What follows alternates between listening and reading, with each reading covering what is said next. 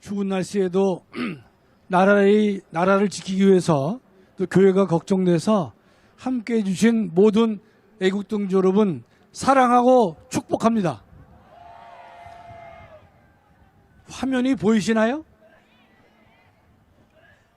어제 제가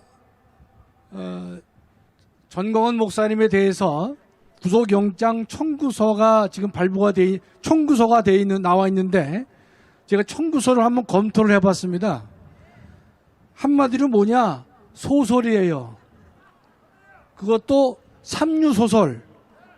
삼류소설이란 말은 뭔가면 소설급에도 미치지 못하는 것을 우리가 삼류라고 우리가 비하를 하는데 제가 읽어보니까 삼류소설밖에 안 됩니다. 다음이요. 서부지검의 전효곤 검사가 구속영장을 청구했어요. 아시다시피 지난번에 검찰이 1차 반려했는데 경찰이 다시 보완을 해가지고 검찰에 넘겼고 검찰이 다시 이제 이번에는 구속영장을 청구했는데 무려 36쪽이나 됩니다. 예, 다음이요. 우리가 이 구속영장을 청구하려면 첫째 범죄의 소명이 필요하고 두 번째 증거인멸 도주 우려가 있어야 구속이 되는 것인데 먼저 범죄 소명이라고 하는 것은 뭔가 하면요. 죄를 범하였다고 의심할 만한 상당한 이유가 있어야 돼요. 제가 두 번째 줄에 써 있죠. 단순히 의심가는 수준을 넘어야 될 것이다. 그랬는데 과연 이와 같은 내용들이 청구서에 적시가 되어 있는지 지금 전광훈 목사님이 증거인멸의 우려가 있는지 도주의 우려가 있는지 한번 보도록 하겠습니다. 여러분 좀 추우시지만 인내하고 들으세요. 다른 분들이 다 짧게 했기 때문에. 예, 다음이요. 범죄 혐의는 뭐냐? 특수건조물 침입 교사다. 교사. 다른 말로 말하면 이제 법원을 정범들이 침입했기 때문에 법원에 침입하라고 목사님이 시켰다 이 뜻입니다. 근데 왜 특수공무집행 방해 교사는 뭔가면 법원에 들어간 친구들하고 경찰하고 충돌이 있을 거 아닙니까? 그럴 경우에 충돌에 대해서 경찰을 폭행하고 때리고 뭐 하는 공무집행 방해를 목사님이 교사시켰다 이 뜻입니다. 세 번째는 서부지방법원 앞에서 우리가 집회를 했었는데 그 집회에 참석한 것이 사전 신고한 집회가 아니기 때문에 집시법 위반이다. 요 세 가지를 범죄 혐의로 들고 있는 것입니다. 다음이요. 교사범이라는 것이 뭔가면 시켰다는 뜻인데요. 이런 거예요. 정범이 범죄를 결심하도록 하고 정범이란 말을 처음 들어보셨지만 어렵지 않아요. 실제로 범죄 실행에 나선 사람입니다. 정범이 범죄를 결심하도록 해야 되는 것이고 두 번째 그 정범이 실행 행위에 나가도록 해야 되는 것이에요. 그래야만 형법상 교사가 성립될 수 있는 것입니다. 이 정도는 여러분 아셔야만 설명이 쉬워요. 그러니까 지금 저들은 교사를 전광훈 목사님으로 보고 있는 것이고 정범은 실제로 지금 차가운 교도소 내에서 고생하고 있는 젊은 청년들을 말하고 있는 것이죠. 그렇죠? 그러니까 목사님이 그 청년들에게 범죄를 하도록 결심을 하게 했고 두 번째 그 결심에 따라서 범죄 실행에 나서도록 교사를 해야만 교사범이 성립되는 것입니다. 조금 어렵지만 넘어가겠습니다. 다음이요. 근데 이 청구서를 보니까 첫째 12쪽에 제가 보니까 이런 표현이 나와요. 폭력을 수반한 국민 저항권 행사는 죄가 되지 않는다. 여러분 우리가 광화문에서 목사님이 저항권을 여러 번 말씀하셨지만은 그 저항권에 폭력을 수반한 저항권은 죄가 되지 않는다는 말씀을 한 번이라도 하신 적이 없습니다. 맞죠? 우리는 늘 비폭력으로 모든 일을 해왔단 말이죠. 그 다음에 전광훈 목사님의 저항권 발언이 정범들 즉 지금 교도소에서 고통당하고 있는 애국 청년들에게 서부지방법원을 침입하고 특수공무집행 방해의 범행을 결의하도록 만들었다. 그게 말이 됩니까? 요게 13쪽에 나와 있어요. 그래서 제가 뭐라고 썼느냐, 이게 소설이라는 뜻입니다. 소설. 좀 더 다른 말로 표현하면 놀고 있다 입니다. 놀고 있는 것이죠. 목사님의 저항권 발언이 서부지방법원에 쳐들어가서 판사를 위협하고 경찰과 싸우라고 한 내용이 될 수가 있어요, 없어요? 아니요.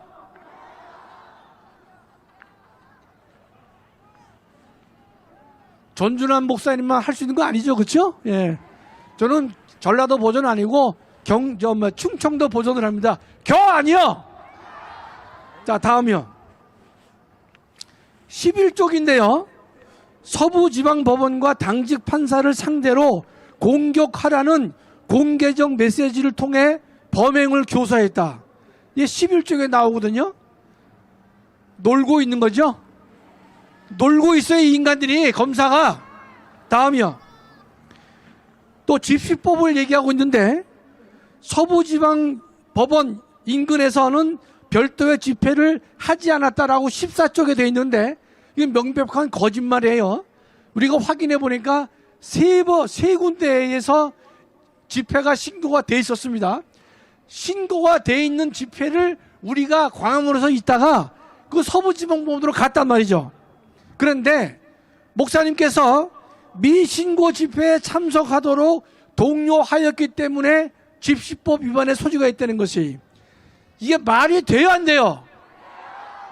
아니, 집회가 신고가 돼 있건 돼 있지 않건 따질 것 없이 집회에 참여를 독려한 것이 죄가 되느냐 안 되느냐 이거예요. 그 다음에 광화문 집회를 벗어나서 서부지법에까지 진출했다고 하는 것인데, 아니, 우리가 여기서 집회를 하고 서부지방법원에 가는 게 뭐가 문제가 되는 것입니까? 여러분, 항상 항의 집회는요, 그 건물 근처에서 하는 거예요. 대학교에서 학생들이 등록금을 올렸다. 그럼 어디 가서 데모합니까? 대학 총장실 앞에 가서 데모하죠? 등록금 올렸다고 할 때 대학생들이 강릉 앞바다에 가서 데모합니까? 국세청에서 세금을 올리면 어디 가서 데모해야 돼요? 국세청 앞에 가서 데모해야죠? 속초 바다에서 데모합니까? 헌법이 말하고 있는 집회의 자유는 항의할 수 있는 대상을, 장소를 선택할 수 있는 자유가 거기에 포함되어 있는 것입니다. 따라서 서부지방법원에서 윤석열 대통령의 구속영장을 발부할 것이냐 말 것이냐에 대한 실질심사가 열렸기 때문에 많은 애국 국민들은 서부지방법원 앞에서 집회를 했던 것입니다. 너무나 당연한 것이죠. 자, 다음이요. 제가 뭐라고 썼냐면, 서부지방법원의 집회는 그 집회에 참석하려면 필요한 티켓이 필요합니까? 그 서부지방법원의 집회가 좌석이 필요한 공연장 티켓입니까? 아니잖아요. 마치 허가를 받아야만 그 집회에 참석할 수 있는 양, 이렇게 소위 대한민국의 검사가 그런 영장 청구서를 했다는 자체가 정말 부끄럽고 창피한 것입니다. 신고된 집회건 미신고된 집회건 간에 우리는 허락받고 집회에 참석하는 것이 아니라는 것입니다. 맞죠? 자, 다음이요. 범죄 혐의의 상당성에 보면 계속해서 정광훈 목사님은 국민 저항권을 지속적으로 강조하고 국민 저항권으로 인한 폭력을 정당화하고 있다라고 17쪽에 써 있어요. 이게 거짓말이죠? 그 다음에 목사님께서, 자, 잘 들으세요. 저항권을 말씀하셨고 판사에게 경고하는 발언을 했어요. 그것이 법원을 부수고 법원에 침입하고 판사를 위해하고 경찰관을 폭행을 가하라는 범죄에 대한 교사로 보입니까? 교사라고 하는 것은 상대방에게 구체적으로 이러이러한 범죄를 행할 것을 결심하게 만들고 결심에 따라서 그 범죄 행위를 실행에 옮기도록 하는 것이 형법상 교사범이 되는 것이에요. 그런데 저항권 얘기를 했고 판사에게 경고성 발언을 한 것을 가지고 구체적으로 법원에 침입하고 또 법원을 부수고 판사를 위해하고 경찰관을 폭행하라고 한 그런 내용과는 전혀 관계가 없음에도 불구하고 검사는 목사님의 저항권 발언과 판사 경고 발언을 이번 사건의 서부지법 사태의 교사라고 이야기를 하고 있기 때문에 황당한 논리정리가 아닐 수 없는 것입니다. 다음이요. 목사님의 말씀은 국민을 깨우치는 교훈이자 계몽이 되는 것이고 판사에게 진실된 결정을 내려야 한다는 것을 주권자인 국민으로서 항의를 한 것에 불과한 것입니다. 다음이요. 지금의 검찰은 어떻습니까? 정권의 주구 노릇을 하고 있는 것이죠. 권력의 감시기관 이해될 검찰이 권력의 주구 노릇을 하고 있기 때문에 검찰의 정체성은 상실되어 있다고 봐야 될 것입니다. 대장동 사건에 항소를 포기하고 있고 서해 공무원 사건에서도 부분 항소만을 하고 있는 것이기 때문에 검찰은 죽었다라고 우리가 말할 수가 있는 것입니다. 자, 대한민국의 검찰은 죽었습니다. 다음이요. 우리 광화문은 폭력을 알지 못합니다. 8년간 단 한 건의 사건, 사고가 없는 것이 우리의 광화문 집회의 특성이 된 것입니다. 대한민국 전체에 자랑할 수 있는 내용이 되는 것이죠. 민노총은 어떻습니까? 모일 때마다 술파티에 폭력이 난무하고 심지어 경찰관에게 폭행까지 가하는 인간들이 민노총 집회인 것이죠. 우리 광화문 집회는 폭력을 알지 못하는 집회가 되는 것입니다. 다음이요. 증거인멸의 우려가 있다고 얘기를 하는데 지금 목사님 사택과 교회 사무실 등에 대해서는 이미 몇 번 압수수색이 나왔습니다. 나와서 당의 경찰이 물적 증거가 전무하다고 하는 사인까지 문서상 만들어서 우리 측에 전달을 한 바가 있는 것입니다. 그랬는데 지금 경찰은 뭐냐? 관련자들이 핸드폰도 바꾸고 PC를 교체했다라고 떠드는데 모든 사람은요, 이 PC나 핸드폰은 자신의 개인적인 사항들이 들어가 있기 때문에 늘 교체를 하고 제3자가 알기를 원하지 않는 것이기 때문에 당연히 있을 수 있는 행위에 불과한 것입니다. 다음이요. 전광훈 목사님을 구속하지 않으면 증거를 조작할 가능성이 있다고 하는데 무슨 조작 증거가 무슨 증거 조작이 가능하다고 하는 것이 제 상식으로는 이해가 되지 않는 것입니다. 물적 증거가 없다라고 분명히 경찰은 문서로 저에게 써준 바가 있는 것인데 지금 예컨대 인적 증거를 감출 이미 영상에 다 나와 있는 것이고 보존되어 있는 상태이기 때문에 증거 조작의 가능성은 전무한 것인데 증거 조작의 가능성이 있다라고 떠들고 있는 것입니다. 다음이요. 우리 정광훈 목사님을 구속하지 않으면 지방에 은신할 가능성이 있다는 거예요. 자, 웃지 않을 수가 없죠. 첫째 줄 보면 잦은 해외 출입국을 했다라고 해요. 93년부터 다 계산을 했더라고요. 93년부터 2025년까지 목사님께서 104번 해외에 나가셨어요. 32년 동안 104번이면요 많이 나가신 것도 아니에요. 실제로 어거지로 떠드는 것이죠. 그러면서 하는 말이 그 문장에 28쪽에 있어요.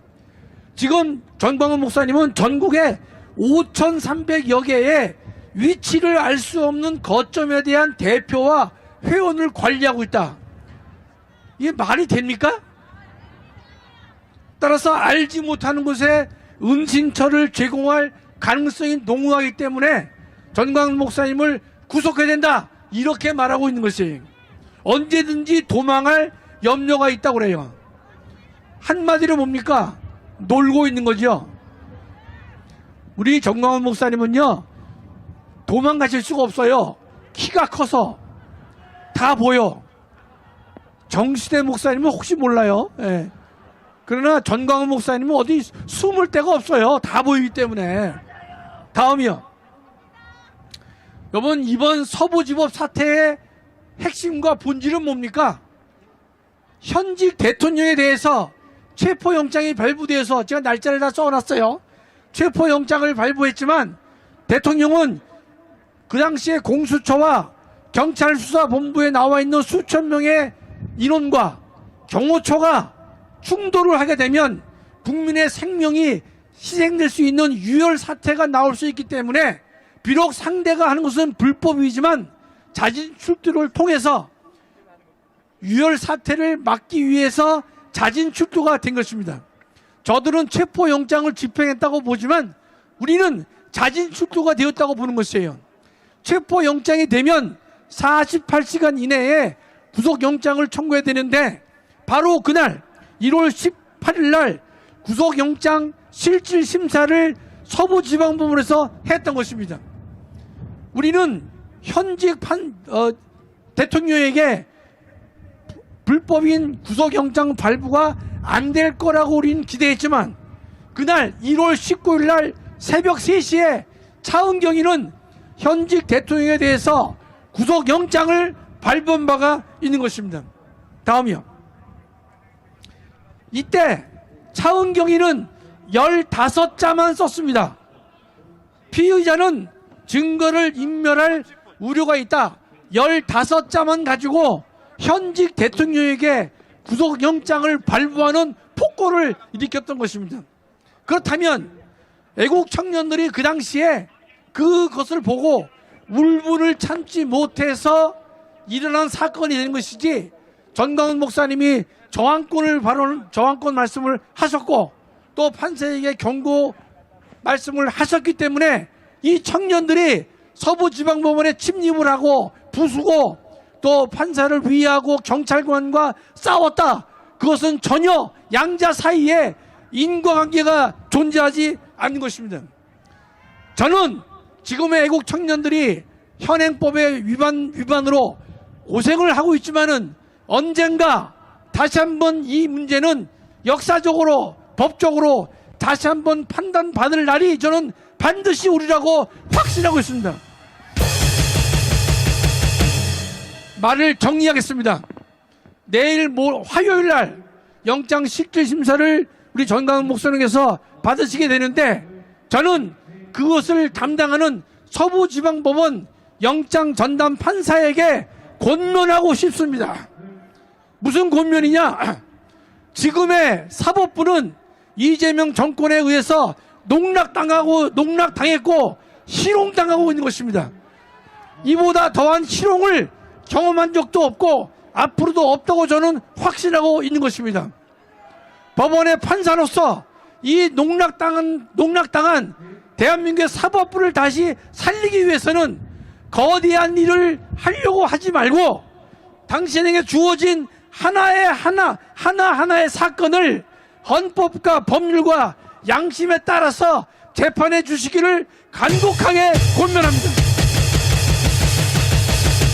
작은 사건 하나하나마다 대한민국 판사들이 헌법과 법률과 양심에 따라서 재판을 하게 될 때, 그 개개 사건이 모이고 또 모이고 뭉치게 되면 대한민국의 사법부의 독립은 저는 달성될 수 있다고 저는 확신하고 있는 것입니다. 그렇다면 삼류 소설에 불과한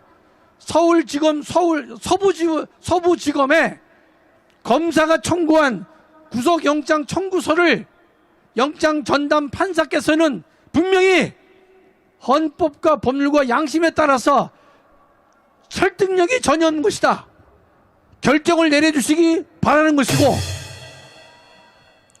우리 헌법에는 무죄 추정의 원칙이 있습니다. 무죄 추정의 원칙이 있기 때문에 모든 수사는 불구속 수사를 원칙으로 해야 되는 것이고 모든 재판도 불구속 재판을 원칙으로 하라라고 헌법은 명령하고 있는 것이에요. 그렇다면 영장 전담 판사도 헌법의 무죄 추정의 원칙을 그 정신을 분명히 깊이 깨달아서 불구속 수사와 불구속 재판을 함으로 인해서 우리 국민들의 인권을 보장하고 확립하는데 기여해 주실 것을 간절히 권면하는 것입니다. 감사합니다.